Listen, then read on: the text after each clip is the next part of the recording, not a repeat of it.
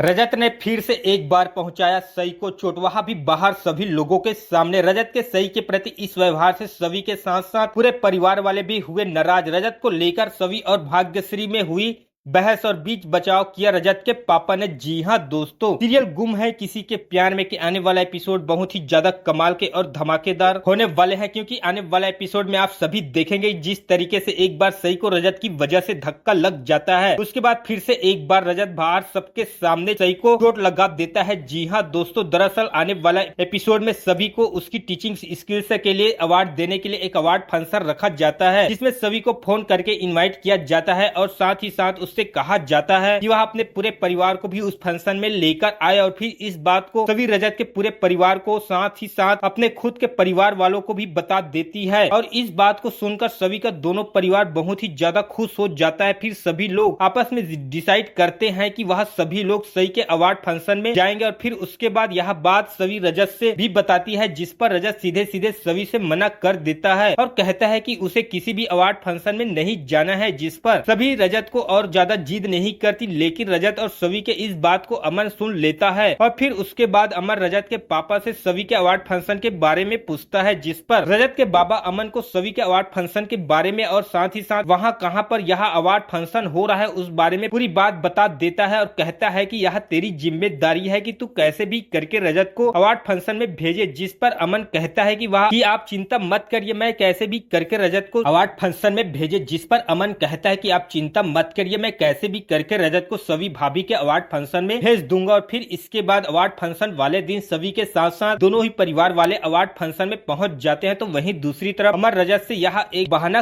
करता है और कहता है कि आज एक बहुत बड़ा क्लाइंट की मीटिंग है जिसमें उसे जाना ही पड़ेगा और अगर वहां उस मीटिंग में नहीं जाएगा तो कंपनी का बहुत बड़ा नुकसान हो जाएगा। जिस पर पहले तो रजत मना करता है, लेकिन अमन के बार बार कहने पर रजत उस मीटिंग में जाने के लिए तैयार हो जाता है। और फिर अमर रजत को इस फंक्शन वाले जगह पर एड्रेस भी दे देता है जहां पर सभी का अवार्ड फंक्शन चल रहा होता है। और फिर उसके बाद रजत सीधे उस अवार्ड फंक्शन में पहुंच जाता है, लेकिन वहां पहुंचने के बाद वह देखता है कि यहाँ पर कोई भी मीटिंग नहीं हो रही बल्कि कोई अवार्ड फंक्शन हो रहा है, जिसके वजह से ही वहां से वापस जाने की कोशिश करता है। वैसे ही रजत के पापा उसे पकड़कर सीट पर बैठा देते हैं और कहते हैं कि चुपचाप से यहाँ पर बैठ जा, आज तेरी बीवी का अवार्ड मिलने वाला है। जिस पर ना चाहते हुए भी रजत को वहाँ बैठना पड़ता है और भी वह समझ जाता है कि ये सारी प्लानिंग अमन और उसके पापा ने मिलकर उसे यहाँ पर लाने के लिए की थी। और फिर इस तरीके से अवार्ड फंक्शन में सभी को अवार्ड मिलता है और सभी लोग बहुत ही ज्यादा खुश हो जाते हैं। फिर उसी समय अर्श गुजराल सभी के फोन में फोन कर देता है, लेकिन उस समय वो फोन सई के पास होता है, जिससे कि सई अर्श गुजराल का फोन उठाती है। जिसके बाद अर्श गुजराल सई से कहता है कि मेरे और आशिका के बीच यहाँ शर्त लगी है कि तुम किसके जैसे दिखती हो, अपने पापा की तरह या फिर अपने मम्मी की तरह। जिस पर सई पहले तो सभी से इसका जवाब पूछती है और सभी बिना जाने की फोन पर कौन है वह सभी से कहती है कि तुम अपनी खड़ूस पापा के तरह तो नहीं लेकिन अपनी मम्मी की तरह दिखती हो। जिस पर फोन में अर्श गुजराल से